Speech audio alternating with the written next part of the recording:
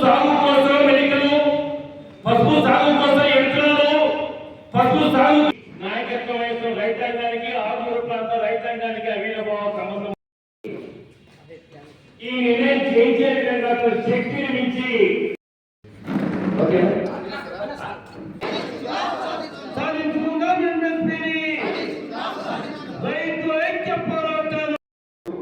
కీలకంగా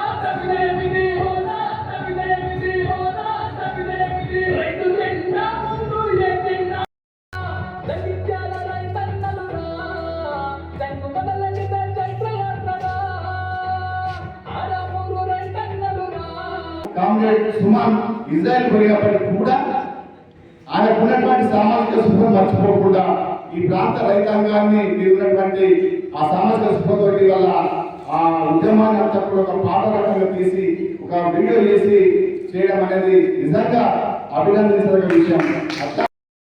రైతులు కనుక సంఘటన ఉండకపోతే ఈ వ్యవసాయాన్ని ఈ దేశంలో అతిపెద్ద వ్యవసాయం ఏదైతే ఉందో 70% వ్యవసాయం అతి పెద్దగా నడిచేటటువంటి భారతదేశంలో మిగిలిన ఏదైతే ప్రభుత్వ సెక్టర్ ప్రైవేట్ పరం చేసిందో మిగిలిన ఒక వ్యవసాయమే. దీన్ని ప్రైవేట్ పరం చేయలేటువంటి కార్పొరేట్ రంగం అప్పయ్యేటువంటి కుట్ర దేశంలో జరుగుతూ ఉన్నది. కాబట్టి మనం ఎక్కడికక్కడ అప్రమత్తం ఉండకపోతే ఖచ్చితంగా ఈ వ్యవసాయం మన చేతిలో ఉండదు. ఇవాళ మార్కెట్ ను ప్రైవేట్ పరం చేస్తా ఉన్నారు, మార్కెట్ ప్రైవేట్ పరం చేసి రైతులు నష్టపరిచే పరిస్థితి చేస్తా ఉన్నారు. కాటన్ కొనుగోలు కూడా ఇవాళ ప్రైవేట్ వాళ్ళు కొనుగోలు చేస్తే వ్యత్యాసం వచ్చినప్పుడు ప్రభుత్వం ఇస్తున్నారు. ఇదే కన్యాయం మాకు అర్థం కాదు.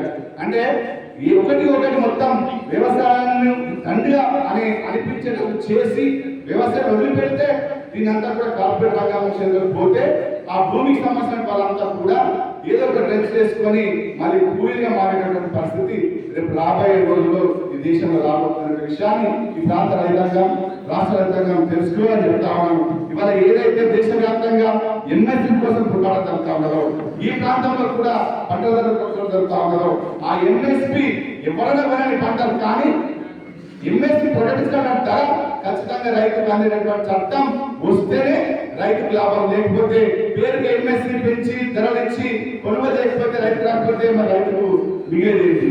కాబట్టి ఏ ధర నిర్ణయిస్తారో ఆ ధర రైతుకు వచ్చేటటువంటి చట్టాన్ని తీసుకురావాలని చెప్పేసి సందర్భంగా కేంద్ర ప్రభుత్వం డిమాండ్ చేయాలి.